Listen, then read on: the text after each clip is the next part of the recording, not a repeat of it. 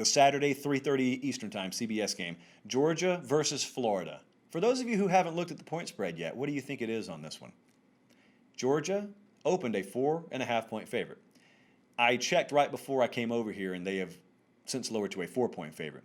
There is as much uncertainty in this game as there would be if they played in week one.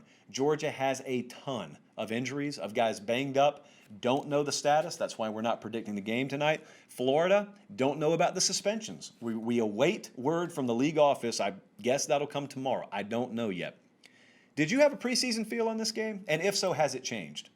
Because my answer is yes and yes. And I've talked about it on the show. My preseason feel slightly was to lean to Georgia. My current feel, I changed it in week one, and I haven't gone back on it, is slight lean to Florida. Can you make Stetson Bennett beat you? It's as simple as that. We go back to that Georgia-Bama game. It's as simple as that. Do you possess the scoring ability against an elite defense to put some points on the board and make Georgia beat you at quarterback? They have not shown the ability to do it this year. Granted, they haven't been put in that situation a whole lot. Now, the assumption, when I shifted towards Florida in this a few weeks back, and I heard from some of my Georgia friends, you had a lot of valid points. It wasn't like I was vehemently disagreeing with you. I was 51-49 either way. But the point was, well, Georgia's still going to be able to overpower Florida with the run game, because Florida was looking very porous defensively back then.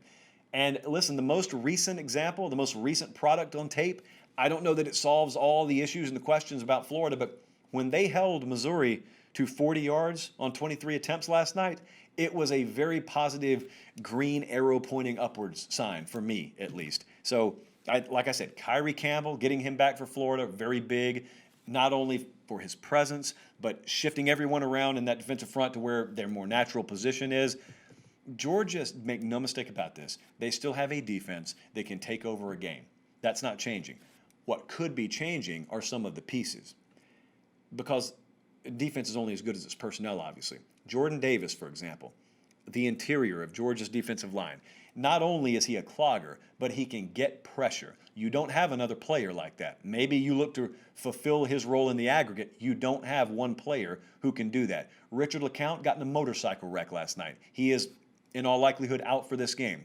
Lewis Seen, their other safety, is injured too. He may be out for this game. If you're looking at the best passing attack you'll face all year outside of Alabama, and you're now trying to do it without your two safeties, remember all the way back in the preseason when we were talking about how great the Georgia defense was and was going to be, and they've lived up to everything we thought about them. What I told you about the secondary is they are great. The topsoil's wonderful. It gets thin really quickly below that in terms of proven depth. If they're missing both of their safeties and their best disruptor on the interior, it's a game changer. We don't know that's going to be the case. But if that is the case, and we haven't been told anything to suggest otherwise, could be a game changer. This is the most pressure you'll see, man. This is college football. This is why it's so great. This is why you get paid a lot, to be honest with you. Not to talk about it necessarily, but to coach it. Think about the loser of this game. Like, our show will be bananas next Sunday night either way, because the winner sets themselves up to play in Atlanta in a few weeks. Think about the loser. If you're Dan Mullen and you can't get the job done here, let me dumb it down, okay? This is all you need to know. If they lose against Georgia, and I'm a Florida fan, I'm looking at him and I'm saying, we got Kyle Trask. They got banged up defense and Stetson Bennett, and we couldn't beat him this year. When are we going to beat him? When are we going to do it? If, however, Florida does pull it off, here's what I'm thinking if I'm a Georgia fan. How in the world do we have 2 losses, and we're not even in mid-November yet? That's the first thing I would think. Already 2 losses, so our goals are out the window. Secondly, we'll never have a better defense than this under Kirby Smart, and we just wasted it. We're not even going to play in Atlanta with an all-time defense because we couldn't get our act together at quarterback, and we couldn't get things figured out offensively.